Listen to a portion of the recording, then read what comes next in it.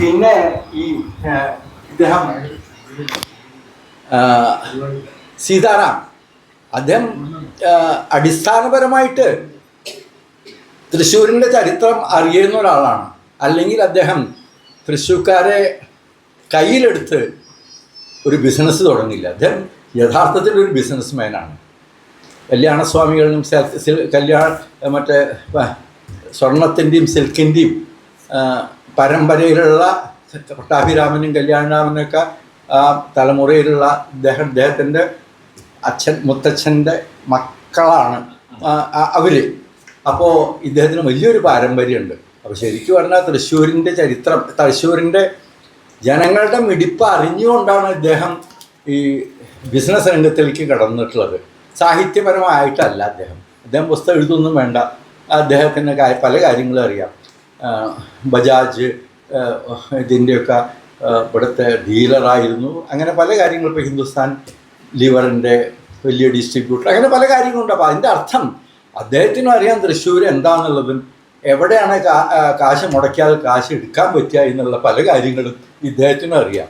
അപ്പോൾ ഒരു ബിസിനസ് രംഗത്തിലൂടെയാണ് മനസ്സിലൂടെയാണ് അദ്ദേഹം. അപ്പോൾ അദ്ദേഹത്തിനും പലതും പറയാം. ഇപ്പോൾ ഇദ്ദേഹത്തിൻ്റെ മുത്തച്ഛൻ്റെ ആയിരുന്നു തൃശ്ശൂരിലെ ഏറ്റവും വലിയ പേര് കേട്ട സീതാറാം മില്ല്. തൃശ്ശൂർ എന്ന് പറയുമ്പോൾ വടക്കുനാഥ ക്ഷേത്രം തേക്കിങ്ങാണ്ട് മാത്രമല്ല അതുപോലെ തന്നെ പ്രശസ്തിയുള്ളതാണ് സീതാറാം മില്ല്. ഇന്നിപ്പോൾ അത് അവിടുന്ന് വിട്ട് ഗവൺമെൻറ് ഏറ്റെടുത്തു. പക്ഷേ ഗവൺമെൻറ് ഏറ്റെടുത്താലും വേണ്ടത്ര പ്രോത്സാഹനമൊന്നുമില്ല. എൻ്റെ നാമമാത്രമായിട്ട് ഇങ്ങനെ നടന്നു കൊണ്ടുപോകുന്നു. വേണ്ടത്ര അസംസ്കൃത സാധനങ്ങളൊന്നും കിട്ടുന്നില്ല. എങ്കിലും അവിടെ കുറച്ച് ആൾക്കാർ പണിയുന്നുണ്ട്, ജോലി ചെയ്യുന്നുണ്ട്.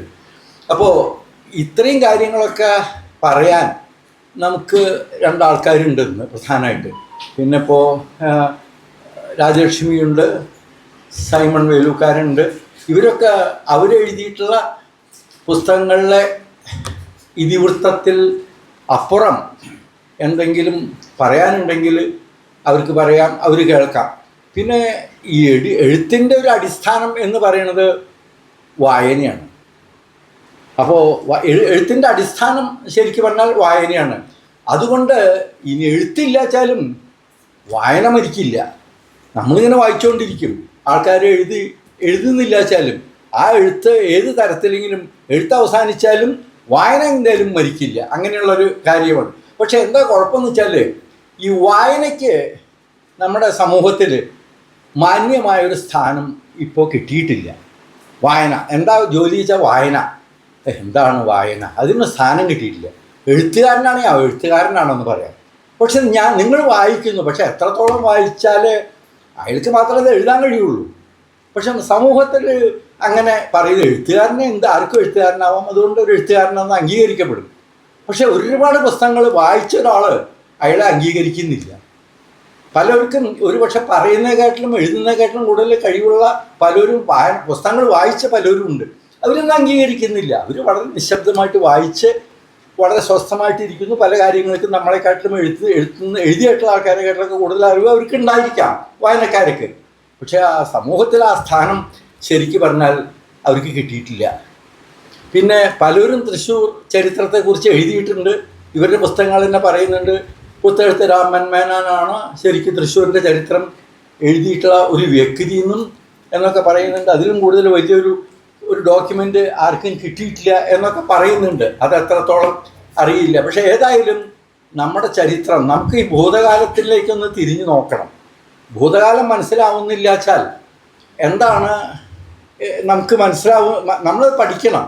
അല്ലെങ്കിൽ വരുന്ന തലമുറയ്ക്കെങ്കിലും അത് മനസ്സിലാക്കി കൊടുക്കണം. എങ്കിലത് കാര്യമുള്ളൂ എന്താണെന്നുള്ളത്. എങ്ങനെയാണ് തൃശ്ശൂർ ഉണ്ടായതെന്നും തൃശ്ശൂരിൻ്റെ മഹത്വം ഉണ്ടാവുന്നതും കുറച്ചെങ്കിലും വായിച്ച് അങ്ങനെ ഒരു കാര്യം തീർച്ചയായിട്ടും അവർക്ക് വേണം. അപ്പോൾ എന്താണ് എന്നുള്ളത് എഴുതി ആ ഡോക്യുമെൻറ്റിലൂടെ മാത്രമേ നമുക്ക് മനസ്സിലാവാൻ കഴിയുള്ളൂ. അപ്പോൾ ഭൂതകാലം അറിയാൻ്റെ ഒരു വർത്തമാനമില്ല. ഈ വർത്തമാനത്തിൻ്റെ ബേസിലാണ് നമുക്കൊരു ഭാവി ഉണ്ടാവുന്നത്. ഇതൊക്കെ നമുക്ക് പറഞ്ഞുകൊണ്ടിരിക്കുക. അപ്പോൾ നമ്മൾ കവിത വായിക്കുമ്പോൾ അതിനെ നിരൂപിക്കുമ്പോൾ പലരും പറയും കവി ഉദ്ദേശിച്ചതുപോലെ എന്നൊക്കെ പറയും. പക്ഷെ വായനക്കാരനെ കവി ഉദ്ദേശിച്ചത് എന്താണെന്നുള്ള വായനക്കാരന് അറിയില്ല. പക്ഷെ നമ്മളത് പറയുന്നുണ്ട് പലപ്പോഴും കവി ഉദ്ദേശിച്ചത് അങ്ങനെയാണെന്ന്. കവി എന്താ ഉദ്ദേശിച്ചത്? കവി മരിച്ചു പോയിട്ട് കാലം, വൈലോപ്പള്ളി ആണെങ്കിലും മക്കിയത്തൊക്കെ ആണെങ്കിലും മരിച്ചു പോയിട്ട് കുറേ കാലമായി. പക്ഷേ എങ്കിലും നമ്മൾ സംസാരിക്കുമ്പോൾ അതൊക്കെ പറയും കവി ഉദ്ദേശിച്ചത് അങ്ങനെയാണ്. പക്ഷെ അതിനുള്ള സ്വാതന്ത്ര്യം നമുക്കുണ്ട്. പക്ഷേ ഉദ്ദേശിച്ചത് എന്താണെന്നുള്ളത് നമുക്കറിയില്ല. എങ്കിലും നമ്മളങ്ങനെ ഒരു പറയാറുണ്ട് പല കാര്യങ്ങളിലും. ഇനി അപ്പോൾ ചരിത്രം നമ്മളെ നമ്മുടെ ഈ കാലത്ത് നമ്മൾ അനുസ്മരിപ്പിക്കുകയാണ്, ഭൂതകാലത്തെ നമ്മൾ അനുസ്മരിപ്പിക്കുകയാണ് ഈ ചരിത്രം എന്നുള്ളത്. അപ്പോൾ ചരിത്രത്തിൻ്റെ വഴികളിലൂടെ നമ്മൾ നടന്നാലേ നമുക്കൊരു അസ്തിത്വം ഉണ്ടാവുള്ളൂ. അപ്പോൾ ചരിത്രത്തെ നമുക്ക് മറക്കാൻ കഴിയില്ല. അപ്പോൾ തൃശ്ശൂരിനും ഒരു ഭൂതകാല ചരിത്രമുണ്ട്. ആ ചരിത്രം എന്താണെന്ന് നമ്മൾ മനസ്സിലാക്കേണ്ടിയിരിക്കുന്നു. അപ്പോൾ ആ ഒരൊറ്റ കാര്യത്തിലാണ് ഈ ചരിത്രം മനസ്സിലാക്കാത്ത ജനങ്ങൾക്ക് അത് നമ്മൾ അവരിൽ എത്തിച്ചു കൊടുക്കുക, അത് നമ്മുടെയും കൂടിയും ഒരു കടമയാണ്. അതുകൊണ്ട് ഇത്തരം പുസ്തകങ്ങൾ എഴുതണം, പല കാര്യങ്ങളും. പിന്നെ തൃശ്ശൂരിനെ കുറിച്ച് പറയാൻ എന്താണ്, ഒന്നും ഞാൻ തൃശ്ശൂരിനെ കുറിച്ച് ഒന്നും പറയില്ല. കാരണം എന്താണ്, ഇതൊക്കെ പറഞ്ഞും കേട്ടും ഇനിയും പറയാൻ ധാരാളമുണ്ട്. വടക്കുനാഥൻ, പുത്തമ്പള്ളി, പല കാര്യങ്ങളും നമുക്ക് പറയാനുണ്ട്. തേക്കുംകാട് പരിസരം, ഇതൊക്കെ ഇനി എന്താ ഇതിനെക്കുറിച്ച് പറയാനുള്ള പ്രത്യേകിച്ചൊന്നുമില്ല. പണ്ടൊക്കെ എങ്ങനെയാണെന്ന് വെച്ചാൽ മണ്ണിട്ട റോഡുകൾ, അന്ന് ഇലക്ട്രിസിറ്റി ഇല്ലാത്ത കാലത്ത് നാൽക്കവലകൾ, അവിടെയൊക്കെ മണ്ണെണ്ണ വിളക്കുകൾ, ഇപ്പോഴും ഒരു 5 വിളക്ക് ഇപ്പോഴും ഉണ്ട്. C.A. കൃഷ്ണൻ 5 വിളക്കിനെ കുറിച്ചൊരു പുസ്തകം തന്നെ എഴുതിയിട്ടുണ്ട്. അപ്പോൾ അതൊക്കെ തൃശ്ശൂരിൻ്റെ ചില കാര്യങ്ങളാണ് ഇപ്പോഴും. അപ്പോൾ അതൊക്കെ പച്ചക്കറി വരുന്നത്, ജയഹിന്ദ് മാർക്കറ്റ്, അതൊക്കെ നമുക്ക് ഇപ്പോഴും നമ്മുടെ മനസ്സിലും നമ്മൾ എന്നും കാണുന്നതാണ്. അതൊക്കെ ജയഹിന്ദ് മാർക്കറ്റ്, ഇങ്ങനെയുള്ള പല കാര്യങ്ങൾ.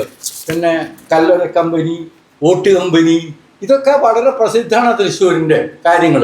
പിന്നെ കൃഷിപ്പണികൾ, ഗ്രാമങ്ങളിലേക്ക് കടന്നു കഴിഞ്ഞാൽ കൃഷിപ്പണികൾ, ഞാട് നടൽ, ഇത് തൃശ്ശൂരിൻ്റെ അർബനിസല്ല, കുറച്ചുകൂടി റൂറൽ സൈഡിലേക്ക്. പക്ഷേ തൃശ്ശൂർ എന്ന് പറഞ്ഞാൽ ഇപ്പോൾ നമുക്ക് കോൾപ്പാടങ്ങൾ, ഇതൊക്കെ വളരെ പ്രസിദ്ധമാണ് തൃശ്ശൂരിൻ്റെ കോൾപ്പാടങ്ങൾ. അങ്ങനെ പല കാര്യങ്ങളും ഉണ്ട്. അപ്പോൾ പക്ഷേ ഈ പക്ഷികളുടെ ശബ്ദങ്ങളൊക്കെ നമുക്ക് നഷ്ടപ്പെട്ട ഒരു ഗ്രാമാന്തരീക്ഷം നമുക്കിന്ന് വളരെ നഷ്ടപ്പെട്ട ഒരു കാലത്താണ് നമ്മൾ ജീവിക്കുന്നത്.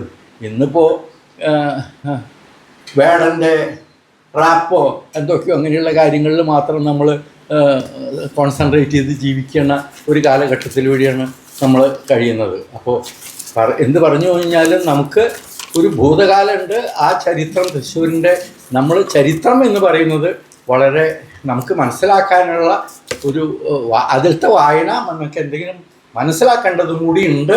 അത് എത്ര കേട്ടാലും ഇവരെത്ര എക്സ്പ്ലെയിൻ ചെയ്താലും അത് കൂടുതലാവില്ല. ഇതൊക്കെയാണ് ആമുഖമായിട്ട് എനിക്ക് പറയുന്നത്. ഞാൻ തൃശ്ശൂരിൻ്റെ ചരിത്രത്തിലേക്ക് കിടക്കണേയില്ല, കാരണം നമ്മളത് വീണ്ടും കിടക്കാൻ പോവുക. അപ്പോൾ അരോചകമായിട്ട് ഇവർ പറഞ്ഞതാണ് ഞാൻ പറയുന്നത്. വീണ്ടും എനിക്ക് അങ്ങനെ പറയേണ്ട ആവശ്യമില്ല. എൻ്റെ മനസ്സിലുണ്ട് തൃശ്ശൂർ എന്താണെന്നുള്ളത്. അത്ര അത് നിങ്ങളുടെ ഓരോരുത്തരും മനസ്സിലുണ്ട്, അത് മതി. പിന്നെ ഇവർ പറയുന്ന ഒരു സപ്ലിമെൻ്റായിട്ട് നമ്മുടെ മനസ്സിൽ വയ്ക്കുക, ഇത്രയൊക്കെ ചെയ്യാനുള്ളൂ. പക്ഷേ ഇന്ന് അത്ര എന്നെ സംബന്ധിച്ചോളം പറയാനുള്ളൂ. നല്ലൊരു കാര്യമാണ് തൃശ്ശൂരിനെ കുറിച്ച് നമ്മൾ വീണ്ടും പറയുക എന്നുള്ളത്. ഇന്ന് ചരിത്രം മാറ്റി എഴുതുകയാണ്. ഇപ്പോൾ ഒരുപക്ഷെ ഈ സാഹിത്യൻ്റെ ചരിത്രം മാറ്റി എഴുതാൻ പോവുകയാണ്. കാരണം ഒരു സാംസ്കാരിക സംഘടനയും ഇതേപോലെ തന്നെ എല്ലാ ശനിയാഴ്ചകളിലും ഇവിടെ സാഹിത്യ ചർച്ചകൾ നടത്തുന്ന ഒരു സാഹിത്യ സംഘടനയും തൃശ്ശൂർ ഉണ്ടായ ശേഷം ഉണ്ടായിട്ടില്ല. അപ്പോൾ ചരിത്രം തന്നെ നമ്മൾ മാറ്റി എഴുതാൻ തുടങ്ങിയിരിക്കുകയാണ് ഈ സാഹിത്യത്തിലൂടെ. അപ്പോൾ അങ്ങനെയുണ്ട്. ഇത് കുറേ കാലം കഴിഞ്ഞാൽ നമ്മുടെയൊക്കെ കുട്ടികളോ മറ്റൊക്കെ വന്നു കഴിഞ്ഞാൽ അവർ പറയും തൃശ്ശൂർ ഇങ്ങനെ സാഹിതി എന്നൊരു സംഘടന ഉണ്ടായിരുന്നു. എല്ലാ ശനിയാഴ്ചകളും ഇടയ്ക്കിടയ്ക്ക് സാഹിത്യ അക്കാദമി ആയിരുന്നു ഒരു മൈൽ സ്റ്റോൺ. അത് അവസാനിച്ചു, അത് കാര്യം കഴിഞ്ഞു. ഇപ്പം ഇങ്ങനെയൊരു സംഗതി അങ്ങനെയുള്ള കാര്യങ്ങൾ വരുമ്പോൾ ഇത് വല്ലപ്പോഴും ഇപ്പോൾ വല്ലവരൊക്കെ ചരിത്രം മാറ്റി എഴുതാനും, ചരിത്രം മാത്രമല്ല ചരിത്രം പഠിക്കുകയല്ല, ചരിത്രം മാറ്റി എഴുതാനും നമുക്ക് കഴിവുണ്ട് എന്നുള്ളത് നമ്മൾ ഉറപ്പിച്ചു. ഇത്രയൊക്കെയാണ് ആമുഖമായിട്ട് പറയാനുള്ളത്. ഇനിയിപ്പോൾ നമുക്കൊരു സ്വാഗതം പറയാനില്ല. ഗോപിനാഥൻ മാസ്റ്റർ, അദ്ദേഹം പറഞ്ഞില്ല, അദ്ദേഹം 35 വർഷം CMS സ്കൂളിൽ അധ്യാപകനായിരുന്നു. അപ്പോൾ ഒക്കെ അദ്ദേഹത്തിന് തോന്നിയിട്ടതാണ് ഈ ഇത്തരം മിഷണറി സ്കൂളുകളുടെ ചരിത്രം അധികമൊന്നും രേഖപ്പെടുത്തിയിട്ടില്ല എന്നുള്ളത്. അതുകൊണ്ട് അദ്ദേഹം തന്നെ തുനിഞ്ഞ് എഴുതിയാണ് പല ഡോക്യുമെൻറ്റുകളൊക്കെ സംഘടിപ്പിച്ച് അദ്ദേഹം എഴുതി. പക്ഷെ അത് ഞാൻ പറഞ്ഞ ഒരു പുസ്തക രൂപത്തിലാക്കൂ. അദ്ദേഹം എന്തോ ചില മാനുസ്ക്രിപ്റ്റൊക്കെ കയ്യിലുണ്ട്. അത് പുസ്തകം ഇനി അദ്ദേഹത്തിന് പുസ്തകം എഴുതാൻ പ്രസിദ്ധീകരിക്കാൻ അതിലും വിഷമമില്ല. ഇവിടെ ഒരു ഹോൺബിൽ പബ്ലിക്കേഷനും ഉണ്ട്. ഇവിടെ എഴുതി ഇങ്ങോട്ട് കൊടുത്താൽ മതി. അപ്പോൾ ഇന്നേ വരെ തൃശ്ശൂരിൻ്റെ ചരിത്രത്തിൽ അങ്ങനെ ഒന്നും ഉണ്ടായിട്ടുണ്ടാവില്ല. അവിടെയും ചരിത്രം നമുക്ക് മാറ്റി എഴുതാം. അദ്ദേഹം അങ്ങനെ മറ്റേ മിഷണറി സ്കൂളിൻ്റെ ചരിത്രത്തെക്കുറിച്ച് പറയും. പിന്നെ ശ്രീ സീതാറാമാണ്. സീതാറാം എന്ന് കേൾക്കുമ്പോൾ തന്നെ നമുക്ക് എന്തോ ഒരു ഐശ്വര്യമായിട്ടുള്ള പേരാണ്. തൃശ്ശൂരിനെ എപ്പോഴും ഒരു പടുകുറി ചാർത്തുന്ന കല്യാണരാമന്മാരും പട്ടാഭിരാമന്മാരും ഉള്ള ഒരു കുടുംബത്തിലെ ഒരാളാണ് അദ്ദേഹം. ഇദ്ദേഹം പറയുന്നു, അദ്ദേഹത്തിൻ്റെ ഒരു ബിസിനസ്സാണ്. പക്ഷേ പൂങ്കുന്നത്ത് അഗ്രഹാരത്തിൻ്റെ അമ്പലത്തിൻ്റെ തൊട്ടടുത്താണ് അദ്ദേഹത്തിൻ്റെ വീട്. ഇതിലും കൂടുതൽ ഐശ്വര്യപൂർണമായൊരു ഒരാളെ, ഒരു മനുഷ്യനെ നമുക്ക് സാഹിത്യത്തിലേക്ക് കിട്ടുക എന്ന് പറയുന്നത് വലിയ ഇതാണ്. പലരും വന്നു പോയിട്ടുണ്ടാവും, പക്ഷേ ഇദ്ദേഹം ആദ്യമാണ് ഇവിടെ വരുന്നത്. അദ്ദേഹം തന്നെ പറഞ്ഞു, എനിക്ക് സാഹിത്യമായിട്ട് ബന്ധമില്ല. അത് പട്ടാഭിരാമനും ഇവിടെ വന്നപ്പോൾ കോഫി വിത്ത് ലെജൻഡിൽ പറഞ്ഞതാണ്, എന്താണ് സാഹിത്യക്ക് അതിൻ്റെ അർത്ഥം തന്നെ അറിയില്ല എന്ന്. പക്ഷേ ഞങ്ങൾക്ക് അതല്ല അറിയേണ്ടത്, അദ്ദേഹം എങ്ങനെയാണ് വലുതായിട്ടുള്ളതെന്ന് അറിയേണ്ടത്. അതേമാതിരി ഇദ്ദേഹത്തിൻ്റെ പ്രഭാഷണത്തിലൂടെ പറയുന്നത് അദ്ദേഹത്തിൻ്റെ കഥ പറയും. അപ്പോൾ അദ്ദേഹത്തിനും സ്വാഗതം ചെയ്യുകയാണ്, ഗോപിനാഥനെയും സ്വാഗതം ചെയ്യുന്നു. ഇന്നത്തെ അധ്യക്ഷ നബീറുസത്ത് ബീവിയാണ്, എഴുത്തുകാരിയാണ്, സഹയാത്രിയാണ്, സാഹിതിയാണ്. രാജലക്ഷ്മി മാനഴി നമ്മുടെ സ്വന്തം രാജലക്ഷ്മിയാണ്. അവർ എഴുതുന്നു, പ്രഭാഷകയാണ്, ഗവേഷകയാണ്. അവരുടെ ഒരു പുസ്തകമുണ്ട് ഇന്ന്, തൃശ്ശൂർ സ്വരൂപം. അതിൽ A to Z തൃശ്ശൂരിനെ കുറിച്ച്. ഇനിയിപ്പോൾ നമ്മൾ കണ്ടുപിടിക്കണം, തൃശ്ശൂരിൻ്റെ വല്ല കോണുകളിലും വല്ലതും സംഭവിച്ചിട്ടുണ്ടോ നമ്മൾ കണ്ടുപിടിച്ചത് അതിൽ കൂട്ടിച്ചേർക്കണം. പിന്നെ അതേമാതിരി തന്നെ സൈമൺ വേലൂക്കാരൻ, അദ്ദേഹം വലിയൊരു പുസ്തകം എഴുതിയിട്ടുണ്ട് തൃശ്ശൂരിനെ കുറിച്ച്. അപ്പോൾ അതൊക്കെ നമുക്ക് കേൾക്കാം. ഇതൊക്കെയാണ് ഇന്നത്തെ ഒരു വലിയൊരു സംഭവം. അപ്പോൾ ഇത്രയും പറഞ്ഞുകൊണ്ട് ഞാൻ എൻ്റെ ആമുഖം എന്നുള്ള കാര്യം നിർത്തുന്നു.